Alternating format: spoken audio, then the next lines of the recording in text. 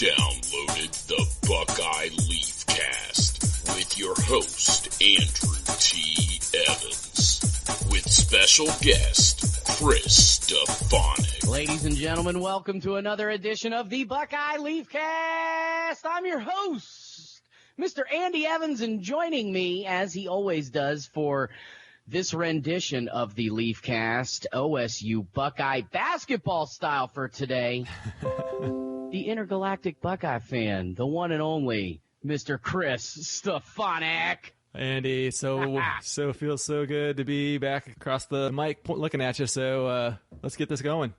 I'm telling you what, man, it's been, at least a couple months. I think the last time we did one was a spring game rendition, and we're gonna switch things up today. I feel a little weird. Not only are we doing one in June, but we're gonna be talking about basketball, Chris. How often have we done this?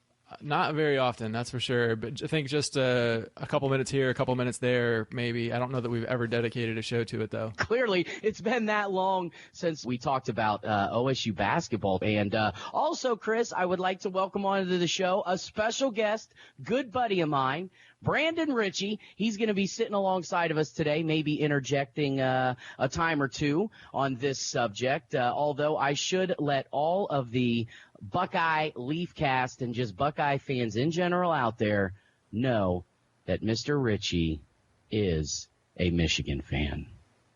So I just want to get that out of the way. Mr. Richey, why don't you say hello to all the fine Buckeye fans out there right now? How does one introduce oneself with that fine introduction? Hey, I'm keeping it real, baby. Keeping it real to the listeners. Yeah, you see my dilemma every week now. So. Well, it's you introduce someone with a very downtrodden, very. I'm a very humble guy. What can I say, dude? Come on, you know me. You exude humbleness. I see that. I see that. But no, thanks for having me, guys. I appreciate that. Just trying to take in everything I can as Andy and I work towards actually our own endeavors here in the very near future. So, while OSU anything. Specifically basketball is not my specialty. I appreciate the opportunity to just be an observer here. But if any and all Michigan questions, I would happily field those. I'm sure you would, sir. Yes, this is a guy that grew up as a Michigan fan. So, Chris, we might have our hands full today. That's all I got to say. Right. Well, now we have an excuse for any parts of the podcast that the listeners don't like. It's his fault. The Michigan guy. The built-in scapegoat. Right, exactly. I never thought of it that way, but okay, go me. Good thinking on that one. But yeah, Chris, let's talk a little bit of Ohio State basketball here. As everyone out there knows by now, and if you haven't, you've been living in a cave under a rock. You were taking a crap in the bathroom for way too long because you had too much chicken wings for dinner, breakfast, lunch for the last couple of weeks. But Thad Matta, 13 years at Ohio State, is now out. He is no longer the head coach of the men's basketball team at Ohio State. And in comes Chris Holtmann, a guy with a little bit of experience, ironically enough, at Butler, as did Thad Matta before he came to Ohio State. But first off, let's talk about Thad Matta. I want to get your opinion. And Brandon, if you want to sound off on this too, please do. What the hell happened? I mean, we know that the last, 4 seasons after Matta took his team to the Elite Eight. Let's not forget that 2013 season, they went to the Elite Eight, had a chance to repeat 2 straight Final Fours, but got beat by Wichita State. And after that, things just kind of, went downhill. They just progressively got worse for Thad Matta. And it all seemed to culminate in a specific occurrence. But I want to get your opinion on really what you saw the last few seasons, what you think led to Thad Matta's firing, and, kind of how you feel about the whole thing. Yeah, well, first let me just start by saying that Thad Matta was a hell of a coach, and what he did for the program was tremendous. I mean, the program was not in a good shape when he came in, and he took it to a whole nother level, if not a couple levels higher. If easily top 2 coach in the program's history, if not easily, if not the top coach, if not the top. Yep. So let me just say that. And but having said that, he set the bar really high for himself and then wasn't able to clear it. There was a big change over the last few years. And unfortunately, it looks like a lot of it was just health related.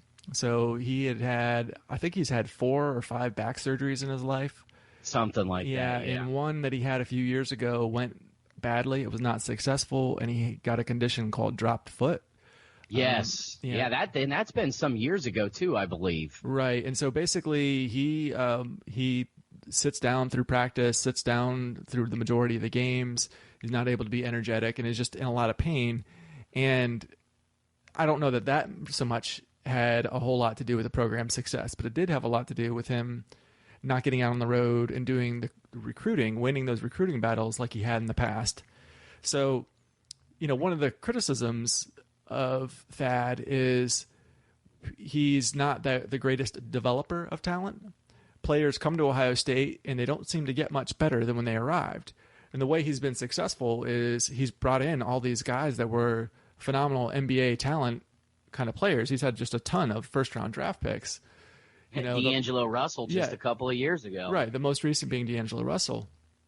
But since he's had all this pain and hasn't been able to get out and recruit, he's lost all those battles, and he's getting guys that not only are not one and done NBA first round of the draft kind of players like D'Angelo Russell.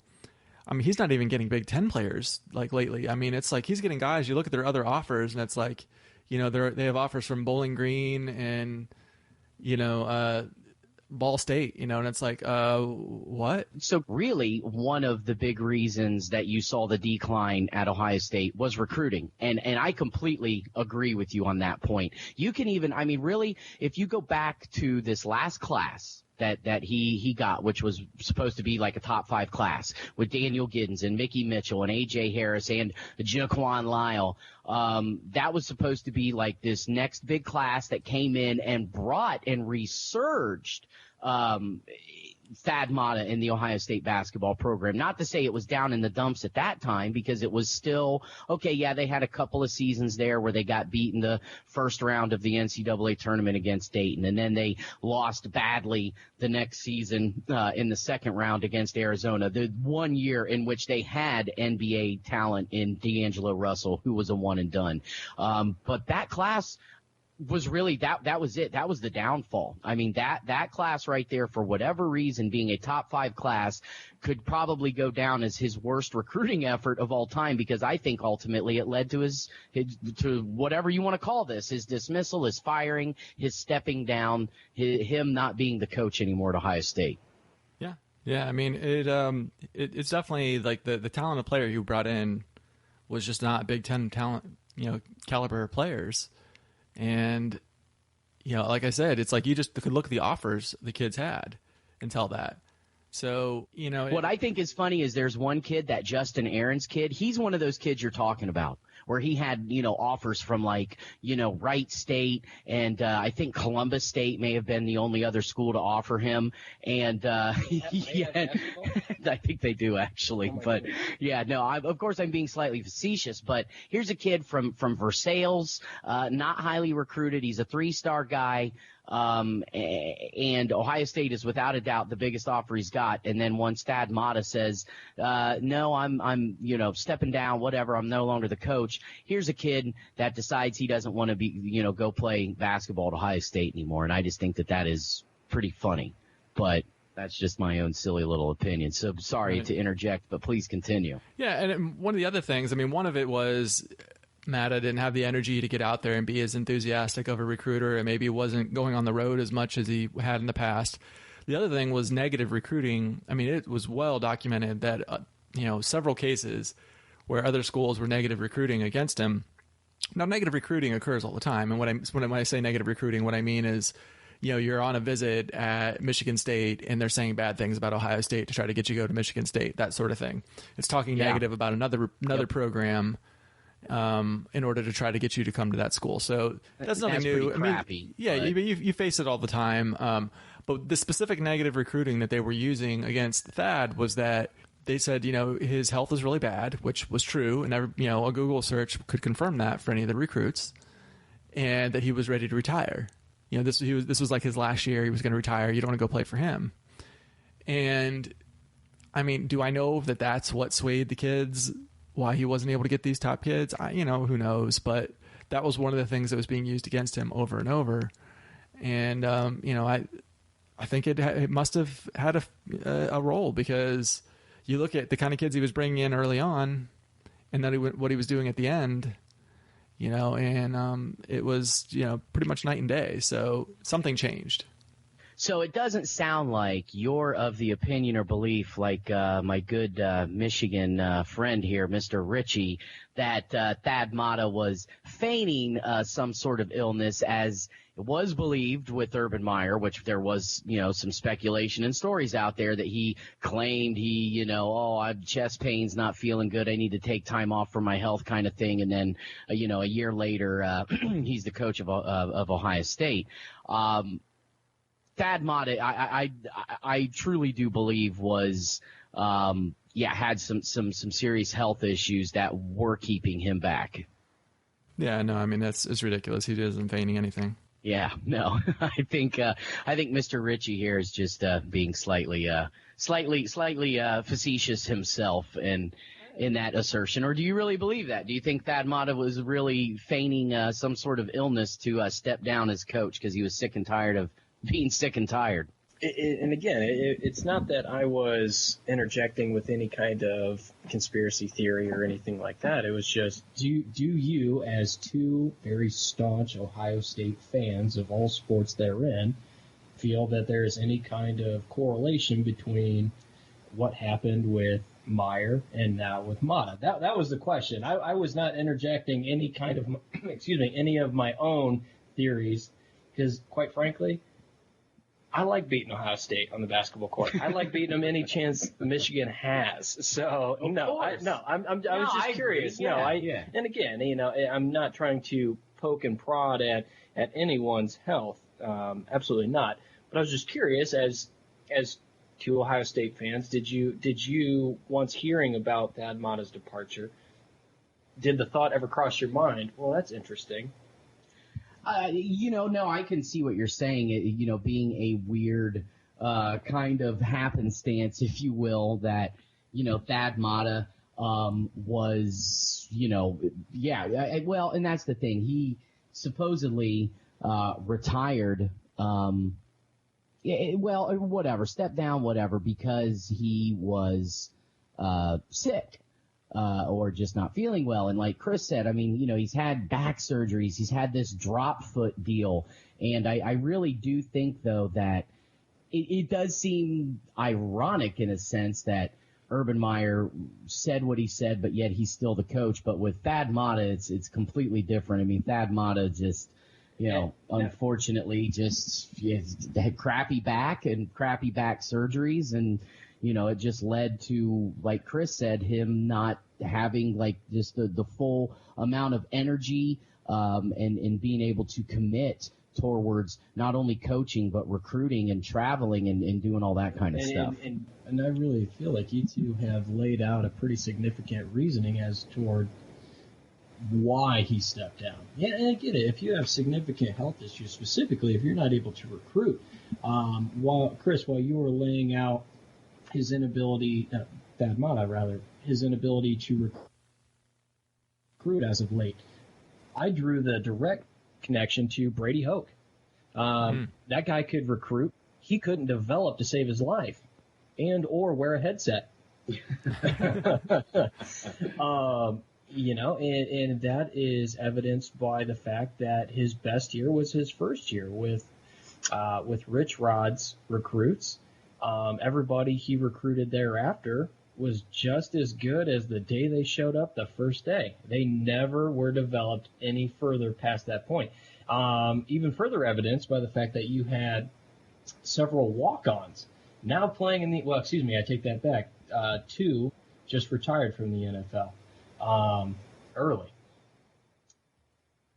we're talking walk-ons at Right. the University of Michigan. Now, I'm not, again, as a 5'2" person who has no aspirations, knew from a very early on time in his life that, maybe the NFL, NBA, maybe none of these big sports arenas, maybe that's just not cut out for you. Or maybe you're not cut out for them, more specifically. Yeah. I get it. And I'm not trying to belabor a point that these individuals made poor decisions or they were playing outside their abilities, anything like that. That is absolutely not what I'm saying.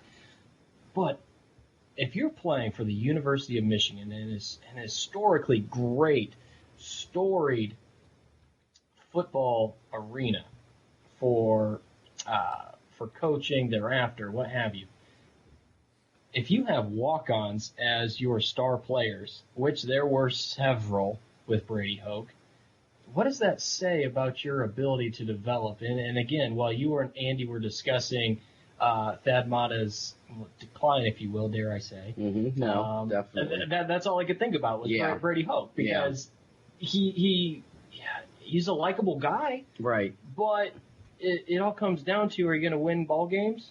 Right. Or are you just a likable guy? Right. And I completely see your point in making that correlation, and that was an issue, obviously, with Brady Hoke, was bringing in talented classes. You look at some of his recruiting classes, and they were actually pretty good.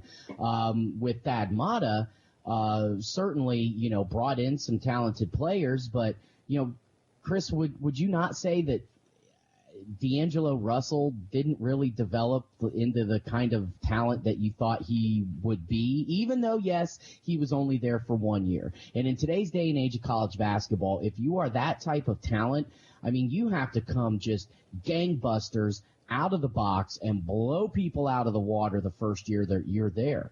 And I was not blown away by D'Angelo Russell. Was he good? Yeah. Did he help Ohio State win some games? Yeah. Was he this super awesome, talented guy that I thought, oh, man, he's going to go to the NBA and just tear it up? Absolutely not. Was that Thad Matta's fault? Is it the system's fault? Was it D'Angelo Russell's fault? I mean, I guess blame could be laid everywhere. But I do agree that Thad did not seem to develop the talent as well as he could have and should have.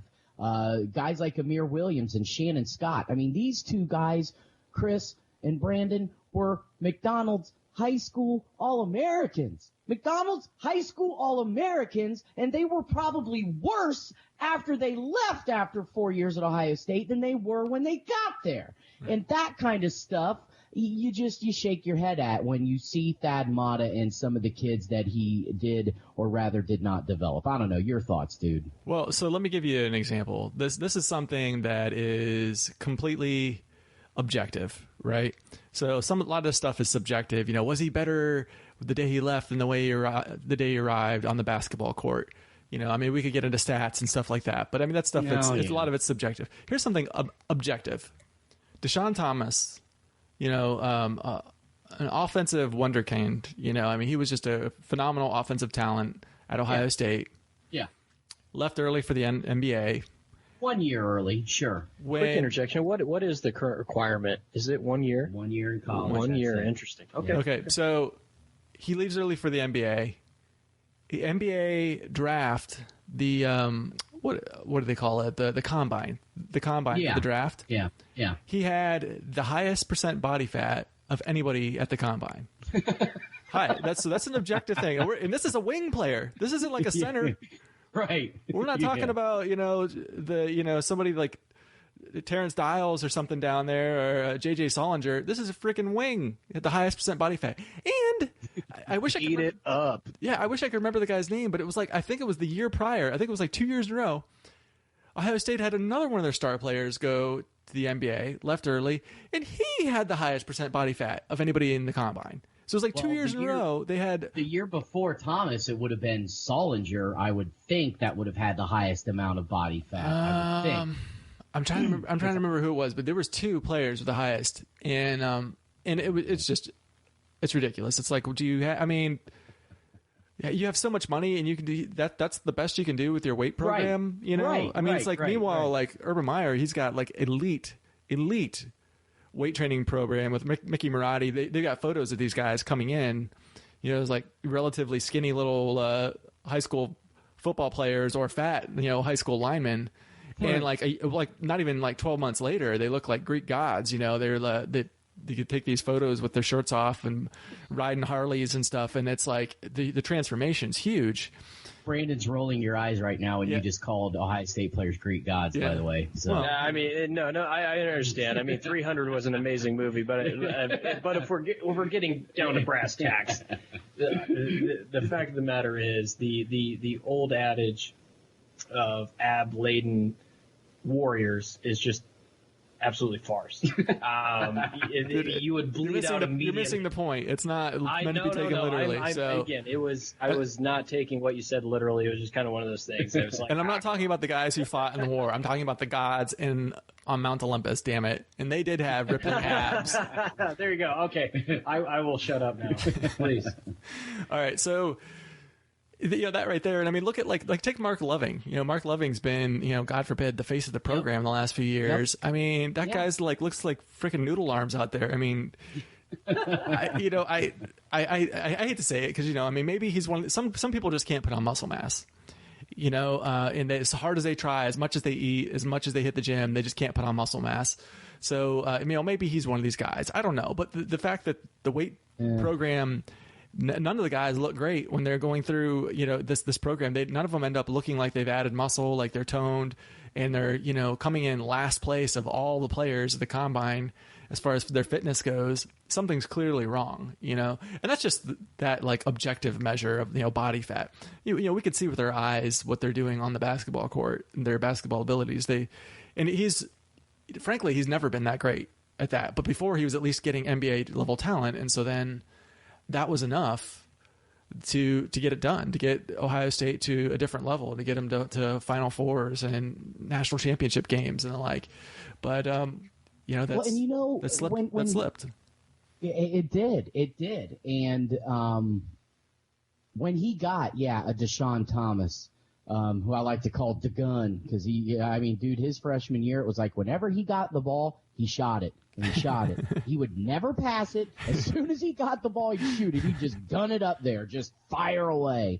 So he's always going to be the gun to me. But nonetheless, Deshaun Thomas was a highly, recruited kid out of Fort Wayne, Indiana.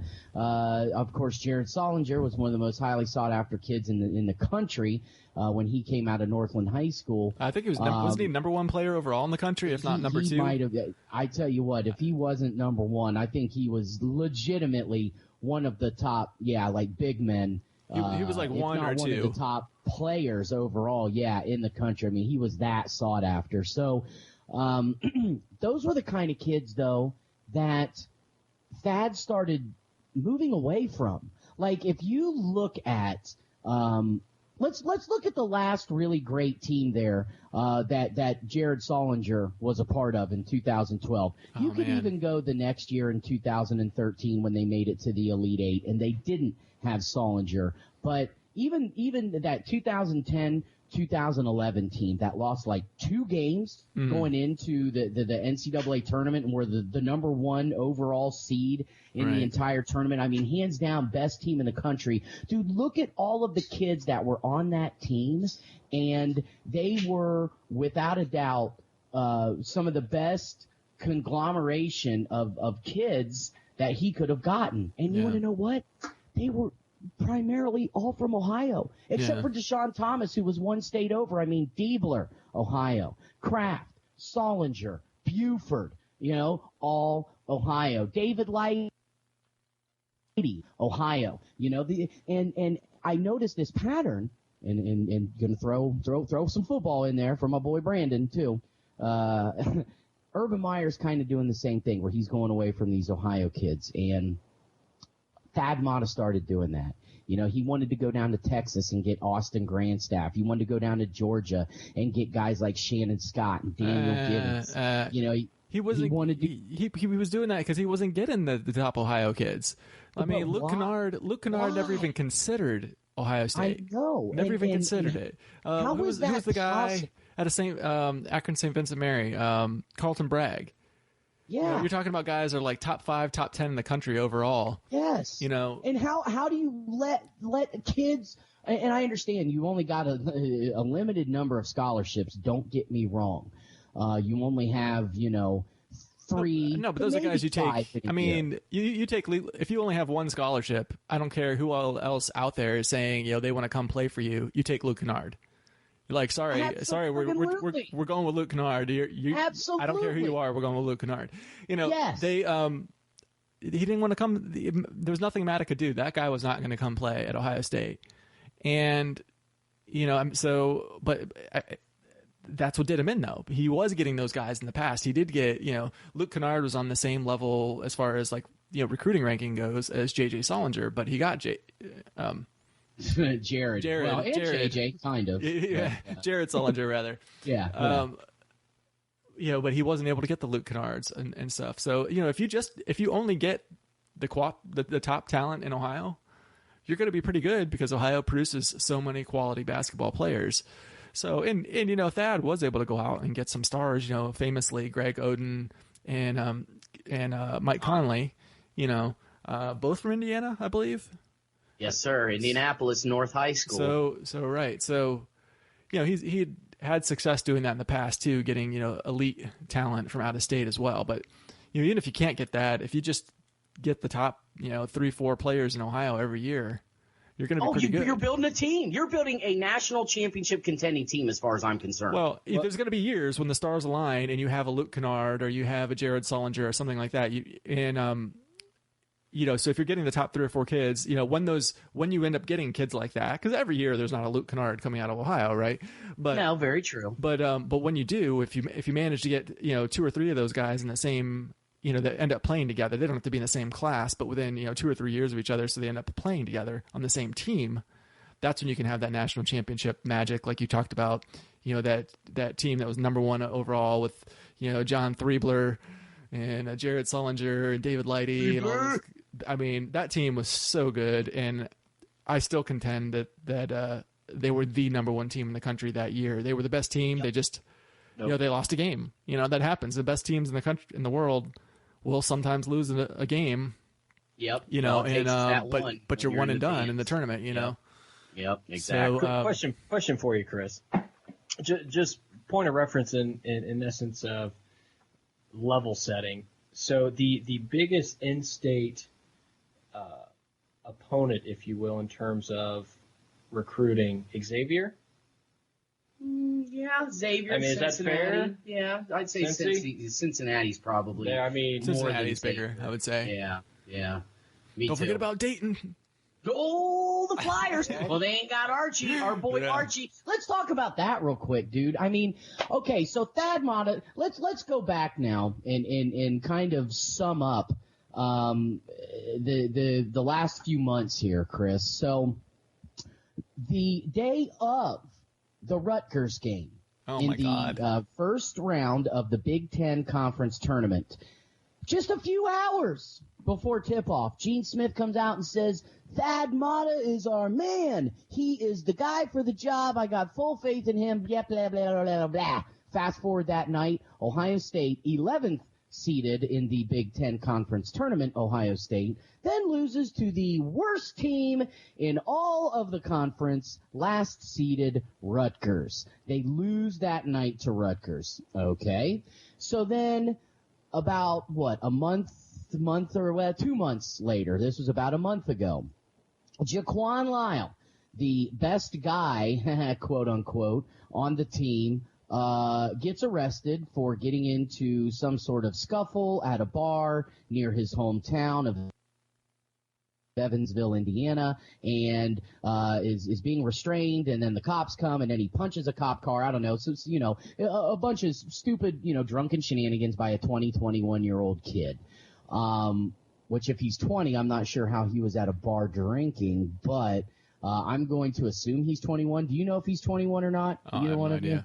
No. Yeah, all right. But if anything, he ain't older than 21. So the shenanigans of a drunken, college-aged kid.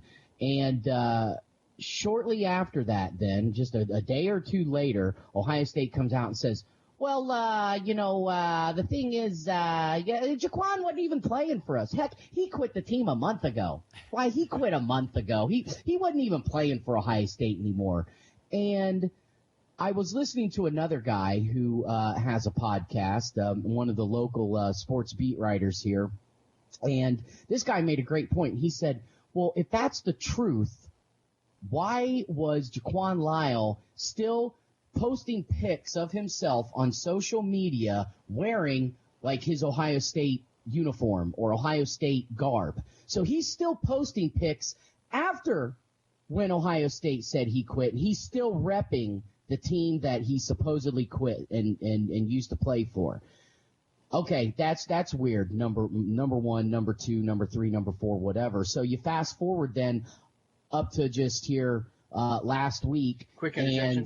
And Thad is then, and it's announced that Thad is no longer the coach at Ohio State, and he claims that he's stepping down, but then they're asking him questions like, well, if you could still be the coach, would you still be the coach? And he says yes. So it's just like all of these just weird occurrences, coincidences, instances, whatever you want to call them, are all wrapped up in this riddle right now that I think there is a lot more to the story as to why Thad ultimately lost his job. Was it his decision? Was it Gene's? Was it mutual? What have you? Now, Brandon has a thought on this, Chris, and then I do want to hear your answer. Not so much that. Again, I'll leave it to both you and Chris to comment. My question was, Andy, based off of the loss to the last seeded Rutgers, if I may just inquire as to who won last year's Big Ten tournament. I can't remember. Chris, can you remember who won? I don't know. Wasn't it some team that smells like crap and they poop all over themselves a lot of the time? That's about what I've come to expect from you. Okay. No, Chris, but yeah, I mean, your thoughts on that. What do you think? Is there just too many coincidences and weird stuff that went on, or is this a lot simpler than it really is, and I'm just making a bigger deal out of it? I think it's simpler than what it is. I think you're maybe making a big deal. Okay. The simple answer is Gene Smith is not a very good athletic director. That's the simple answer. Well, thank you for that. I think all three of us will agree with that. A la Dave Brandon, yes. Yeah, I mean, we're talking about Gene Smith that, this guy has pretty much been terrible at every turn. People will say, well, isn't he the guy that hired Urban Meyer? I give him no credit for that. A lot of people don't know. And I mean, it's been documented that he really had nothing to do with the hiring of Urban Meyer. Yeah. I mean, if I was the athletic director at Ohio State, Urban would have came and played there. It wouldn't have mattered who it was. He wanted that job. It was his dream job. He grew up going to the freaking Horseshoe to watch Ohio State play, So it was where he wanted to go, and it had nothing to do with Gene Smith. And well, yeah, Gene that's Smith like, it's just been like one error after another his whole time at Ohio State. And this was another case. He shouldn't have came out and gave his support to Thad. And then that kind of put him in a box that he had to then give him another chance, even though he was terrible. So what happened is they sat down, they talked. Matta said, hey, I've got some recruiting battles that I think I'm going to win. That's going to bring in some good kids. That's going to turn the program around. There's a couple graduate transfers I'm in on. Just give me a chance. Give me one more year. I've got some guys to come in. They're going to turn the program around. And Gene was like, okay, all right, let's see. I'll give you another year, And then Matta, one after another, was losing these recruiting battles. Kids are decommitting. I mean, they had one of the top kids in Ohio, and I think his name's Baisley, something like that. Yes. He was a stud Ohio kid, a good Big Ten quality player. He saw how bad, the program was looking and decommits. So I mean, Matta was not only was he not adding kids, he's losing kids. Jaquan Lyle gets kicked off the team. But no, he quit the team. He quit the team before, Chris. Remember that. He quit an entire month before. So like I said, he got kicked off the team, and they they were losing out on graduate transfers. I mean, there was kids that he went to Howard for Pete's sake. Yeah, I mean, there was kids that, like, you know, were going to, like, Ohio State. Like, you could, like, name your playing time if you came to Ohio State. They had kids that were fighting to get that went to, like, Florida State to be, like, the 15th guy on scholarship there, where they were, like, you know, pretty much not going to get any playing time. They could have played 20, 30 minutes at Ohio State. Right. And he couldn't get anybody to come, you know. And Matta, you know, he's losing all these battles. Gene Smith saw what was going on, and he just couldn't take it anymore. You know, he finally stepped in. He went and had a meeting. Well, as they said, he went and had a meeting with Matta. Said, "What the hell? You said you were going to bring in these guys, and you're not getting it done." And I guess the meeting went so poorly that they came out of that with, you know, Gene saying, you know, you're going to have to go. Now, this whole thing that he resigned or he retired or whatever, it's very clear if you watch, like, the press conference that if it were up to just Matta, he'd still be coaching at Ohio State. So he's being forced out. Yeah, And, I thought he was sick. well, I'm kidding. Again, I'm the sickness is the reason why my best guess. I mean, I don't know. Yeah. But the sickness is my reason why he's declined. Yes. The illness, he's legitimately not feeling well, right, Chris? Right. So, but and by no means do I want your audience to feel that I am this black-hardened just ass. Well, I think they already believe that, so it's okay. I guess it's inherent being that I support Michigan. But my question for you two, honestly, the question that keeps circling my mind is, what is both your takes on the matter? Is this premature in the Thad Matta era as we knew it? Oh God, no. Is this overdue? And if so, by, you know, how many seasons? That's what I'm. Again, as a bystander, I'm just curious what you guys are thinking. Is this like, were you elated? Well, maybe elated is too much. Were you like, okay, you know, so, I saw that coming. It's about time. But please elaborate on that. Yeah, Chris, I'll let you take this one first. Go ahead. All right, so the timing was absolutely perfect if it were 2 months earlier, 3 months earlier. You know, it's like the year, as far as like what year he was fired, after this season was the right time to go. You know, was the decline not measurable until this year? Did we not see him, you know, steadily declining? Yes, it didn't. But based on him being like quite possibly the best coach in the program's history, certainly the best coach in my lifetime, you had to give him the benefit of the doubt. You had to give him some time to try to turn the ship around. Yep. But this year it was like, okay, and I'll agree to that, Chris. Yeah. So it was time, but then, you know, it's like, okay, you just lost to Rutgers. The season is over. You didn't even get invited to the NIT. I mean, my God, the NIT snubbed you. What?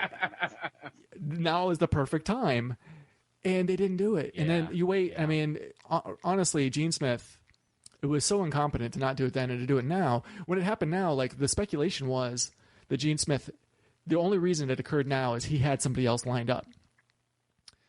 And because you just wouldn't do it now if you didn't have somebody lined up. And then it basically came out that he didn't have anybody lined up. He just did it now. Just like he had that meeting with Matta and walked out and said, I got to fire him now. Had nobody lined up, and then goes out and like tries to hire, you know, Greg McDermott from Creighton. Ugh. And thank God McDermott turns the job down. Exactly. I mean, honestly, Gene Smith may be the luckiest freaking guy I know. That guy should go buy a lottery ticket or something, because he gets Urban Meyer through, you know, no fault of his own, and then he completely botches this firing of Matta, and offers a guy who was Ohio State can do better than Greg McDermott. Maybe McDermott would have been okay, but he would not have brought the program back to the level it was where Matta had it, you know, during his heyday. It would have been, you know, he would have just been like maybe an okay Ohio State coach through history. The ceiling on him was really low. There was like, at best, he's like a base hit. You know, there was like no chance of him being a home run.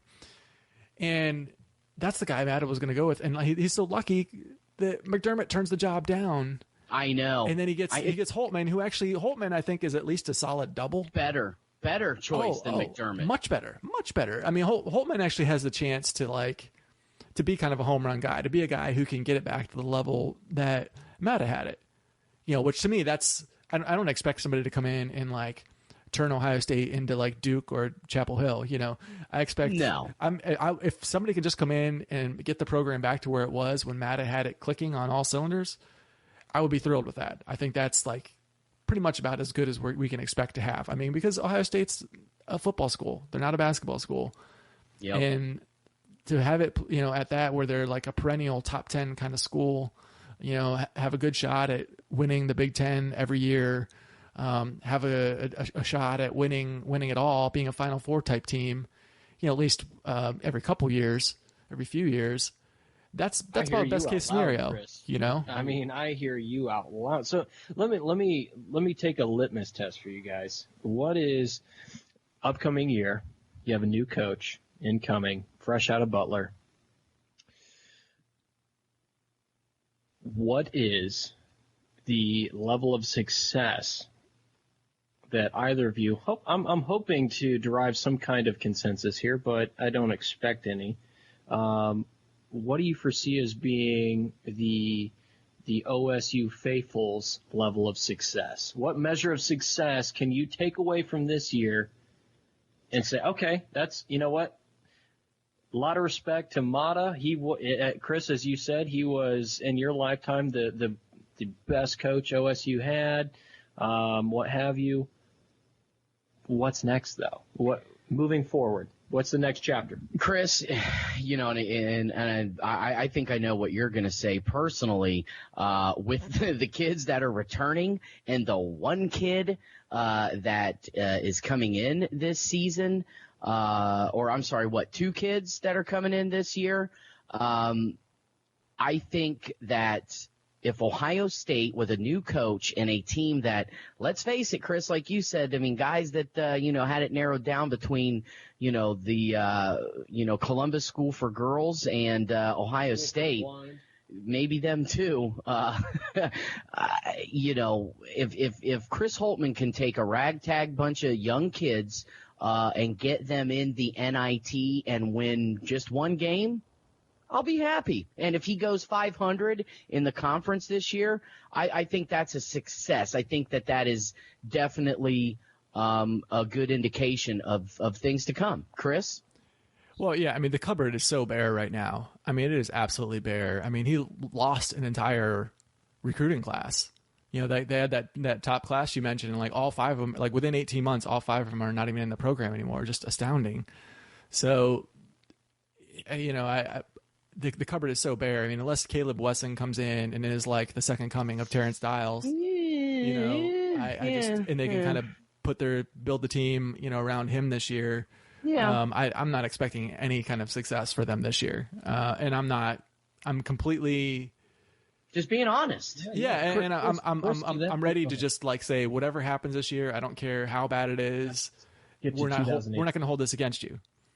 Yeah, absolutely. What if they don't win a single friggin' game? Seriously, lose every single game. Are we still pissed off and like, okay, maybe Holtmann was a bad choice? Or should we legitimately expect something like that? To your point, Andy, and Chris, I'm more or less just kind of lobbing the same softball up for you to crush here. What if you have a basketball version of the Luke Fickell era? I mean, is that the expectation? That's absolutely what I am expecting. A 500 year. Yes. And I have to say this again. I love Michigan football. I absolutely do, have since I was old enough to understand the difference between, what you believe is football and what I believe is football. Okay. But no, the scoreboard said Michigan won, but at the same time, dude, it was Luke Fickell. I mean, the guy did what he could, but that was not an Ohio State team. A win is a win is a win. I understand that, but no one took pride away from that day. So we're just level setting. Yeah. But the question being, this season in basketball, if Ohio State has a very Luke Fickell-esque, if I may, season, is that understandable? Is that the expectation? Absolutely, 100%. For me, it is, Chris. Yeah, I mean, I think they're only going to be favored in a handful of games, and I don't expect them to win any of the ones that they're not favored in. So I'm sure they'll play like, Walsh University or something like that to open the year, and there's going to be some games that, like, if they lose to them, I'll be a little worried. But even if they do, it's just like I said, he gets a pass this year. Holtmann gets an absolute pass this year. Yeah. And, maybe it's so bare and he's not going to have a chance to get like his own kids in. And even then, like the class of 2018, my God, they start signing in what, November? Something like that. I think it's November like signing day, or maybe that's the early signing day.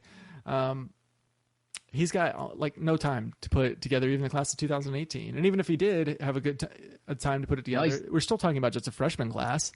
So I mean, you got to give this guy, I would say, even you almost have to write off the first 2 years, and hope that by the third year, then you start looking for improvements. Okay, now I want to start seeing, he doesn't have to come out and be Final Four by his third year, but I want to start seeing steady improvements.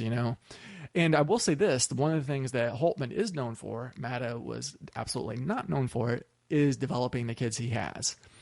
His kids would come in and show steady improvement year after year and definitely look like a better basketball player from one year to the next. So, we could see maybe by the second year, just taking the kids he's got and getting them to play better than what Matta did, that there'll be some nice improvements. But, I'm completely willing to give him time to develop these kids. So I think we definitely both agree that Chris Holtmann was, for being in the position that Gene Smith put himself into, Chris Holtmann was a damn good hire, not only because of the short window frame of time that Gene Smith said to the players, supposedly he made the comment to them, within 48 to 72 hours, I'm going to have your next head coach. And he did. So not only, I think, was Chris Holtmann a good hire in that regard, that he gave himself such little time to find somebody, but, I mean, it seems like this Chris Holtmann guy, 3 years at Gardner-Webb, were his first 3 years as being a head coach, and then 3 years at Butler. And if you look at Butler's record, especially the fact he took them to the Sweet 16 last year, and I believe he took them to the Sweet 16 his first year at Butler, and really had some great success. And it should also be noted that Chris Holtmann coached with John Gross, a former teammate of his at Taylor University back in the day. So John Gross and Chris Holtmann played basketball together at Taylor University. Gross was the first person that he hired onto his staff when Gross was at OU. So here's a guy, he's from Kentucky, played basketball in Indiana, coached with John Gross at OU. He's a Midwestern guy. Has had success, obviously, as 6 years of being a head coach, and is now in a spot where this is the biggest job he's ever had.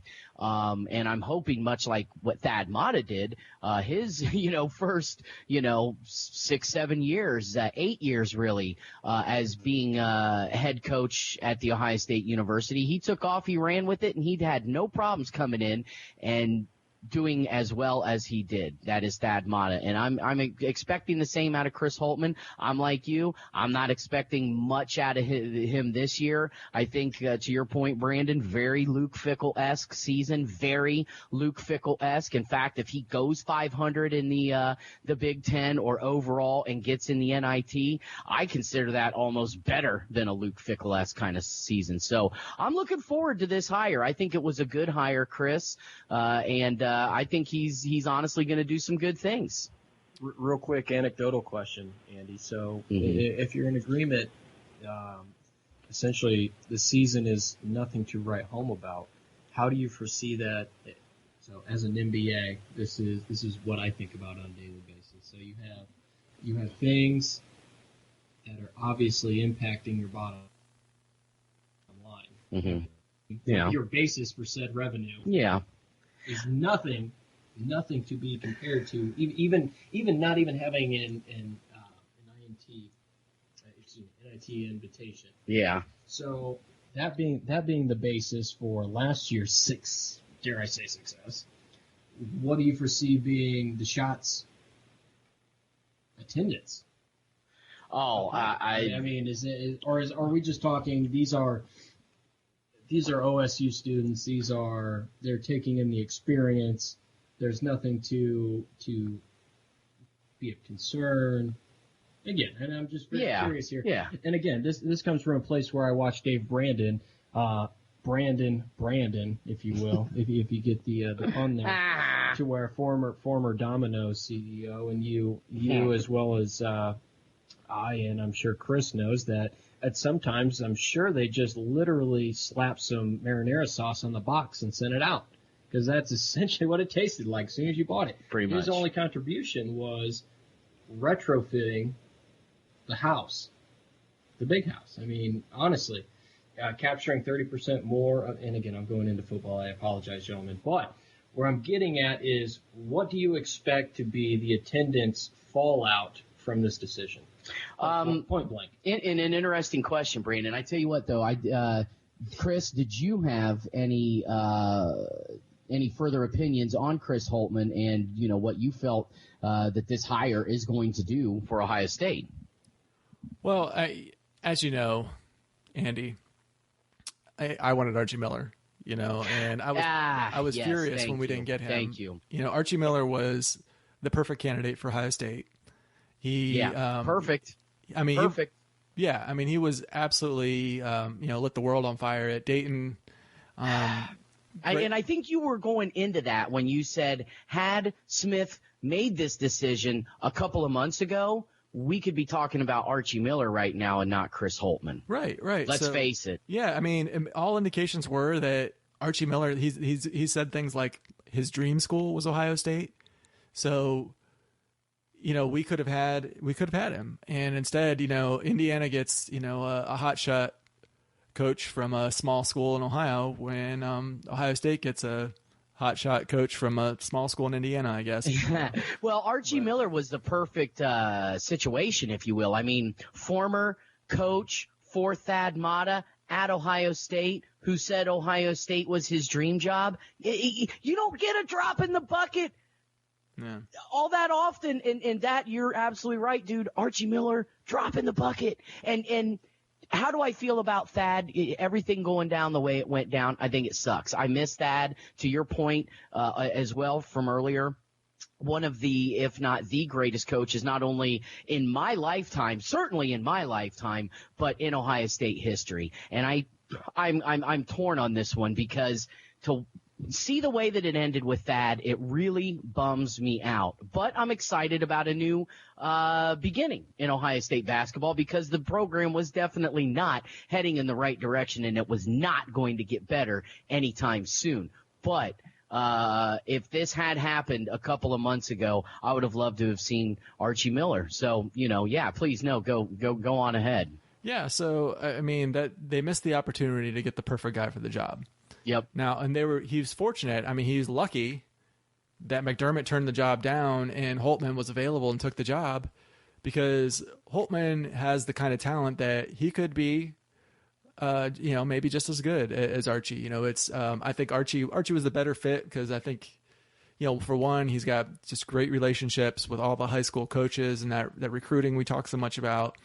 He's going to step in and nail down Ohio right away. And, the good thing with Holtmann is he also recruits Ohio, has a lot of ties in the state already, and already has, for the class of 2018, committed to Butler, I believe the top kid in Ohio.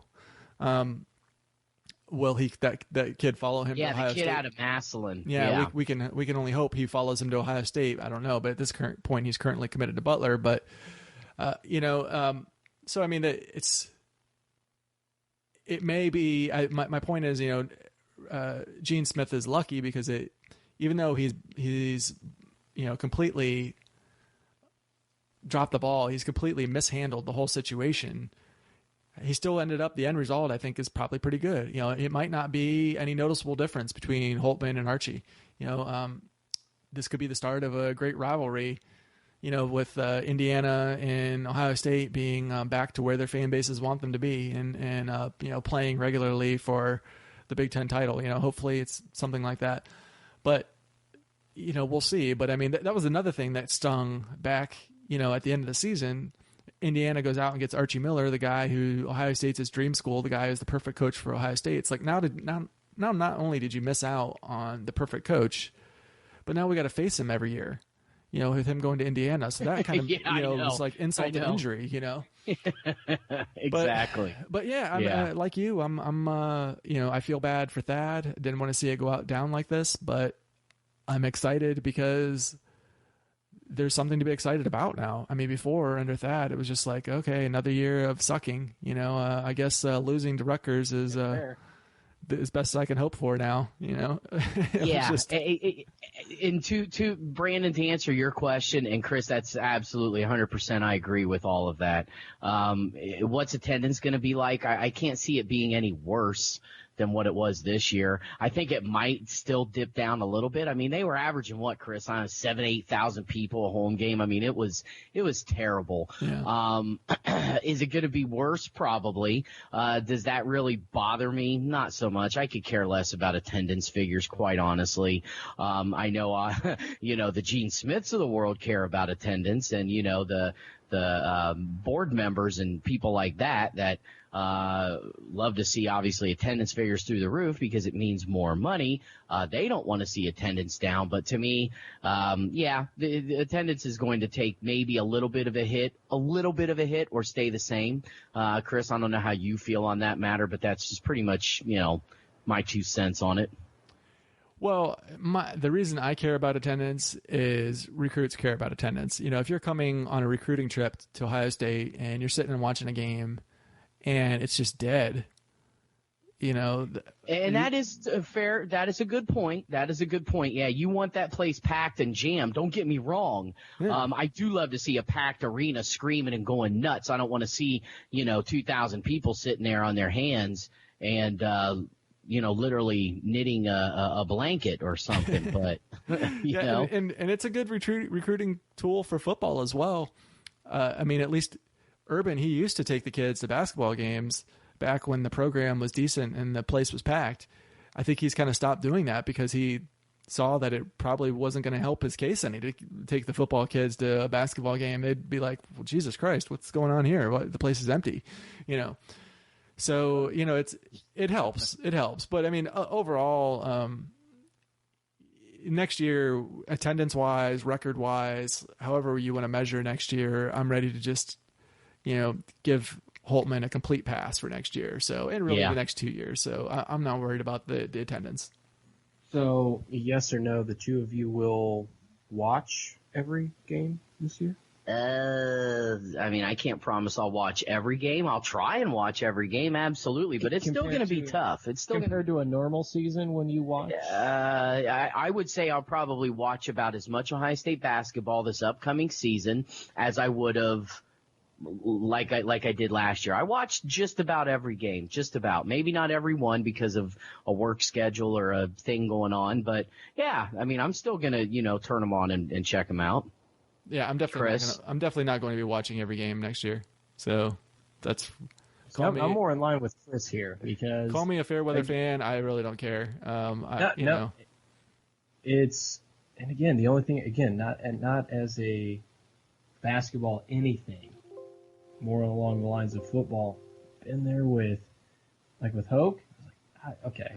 Unless you're going to put a headset on, I don't want to watch anymore. Yeah, well, you know what I mean? Hey, and that is a fair statement to make, Chris, about being a fair weather fan. I mean, I'll root for Ohio State when it comes to soccer, hockey, lacrosse, baseball, but I don't even know what Ohio State's record in baseball ended up being this year. I don't even know how well they did in the Big Ten tournament. I don't. I have no clue. Track and field, who was good and who wasn't, I don't know. I can tell you, I know the men's lacrosse team made the national championships and got beat against Maryland, and I think the score was 13-10 or something like that. Or because I actually did watch some of it, but you know what? But it just, it's primarily football and basketball for me. Did you watch any of the women's softball national championship? No, I don't even know who played in it. Who played in it? Oh Christ! I watched Oklahoma and Florida. Why? Why are you watching women's friggin' softball? And I'll tell you, good sir, my wife and I were at a bar, and it was literally the only thing on. Yes, unless I wanted to succumb to this ridiculous sitcom. I couldn't even tell you what it was. I gave it about 5 minutes worth of attention, and it was, I would rather watch the women's softball tournament. And I got to tell you, call me a misogynist, call me what you will. I'm just going to put out a couple key points here that I took away from it. Very lackluster. I mean, wow. As a former catcher, I was always taught that your first reaction, if there is anything in the realm of possibility of a pop fly, boom goes your helmet. Like you're not looking around like a boom goes the dynamite. Thank you, my good man. And you literally you have these. If I recall correctly, Florida is ranked number 1. I believe Oklahoma is ranked top 10, and you had both of these catchers who literally just jumped up and were arbitrarily looking into the sky. Like, where's it at? Like it's going to leap right out at you. Maybe a bigger question is, why is the damn thing neon yellow? Is that necessary? It's just like the WNBA. And again, I'm sounding like a misogynist here. Call me Trump, call me whatever you need to. But is it necessary? Like, why do you want to be so different? Because some people just want to be different, I guess. But you know what, though? This is a podcast talking about Ohio State basketball, not women's softball, for Pete's sake. But the lack thereof. Nonetheless, Chris, I think we've hit that time, though, where we have pretty much exhausted ourselves talking about, now today, a lot of different sports. We've covered girls softball. We've covered lacrosse. We've covered Michigan sports, for Pete's sake. And Lord knows we probably talked about 5 minutes worth of Michigan sports longer than we would have ever had we not had a Michigan fan in the house. I'll be waiting for the increase in stats.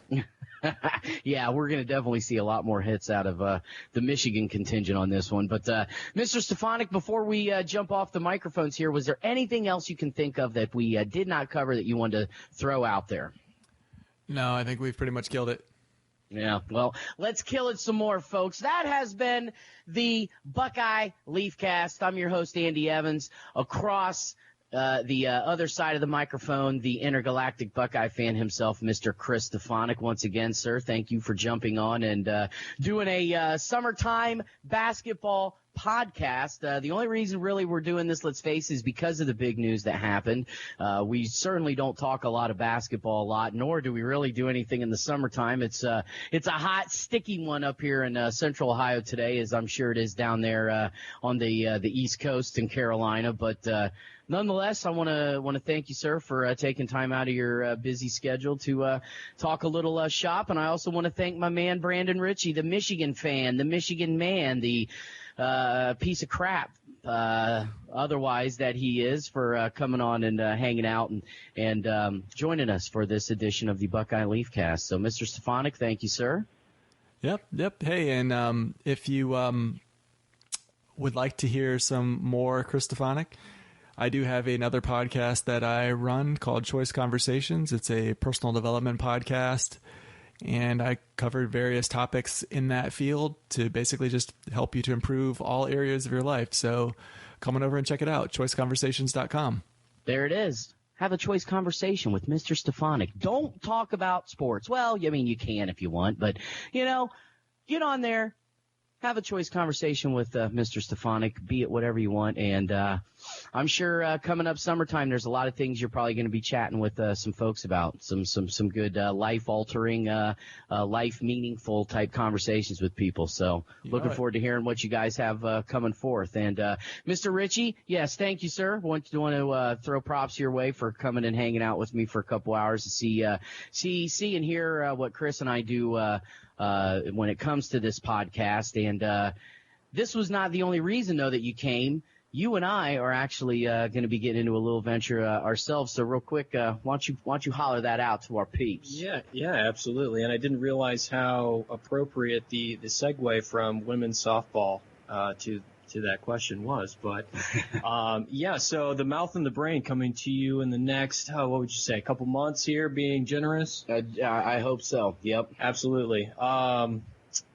This is absolutely not speaking directly towards OSU basketball or basketball for any matter, that is. If anybody has been around and seen my short stature, that would be abundantly apparent.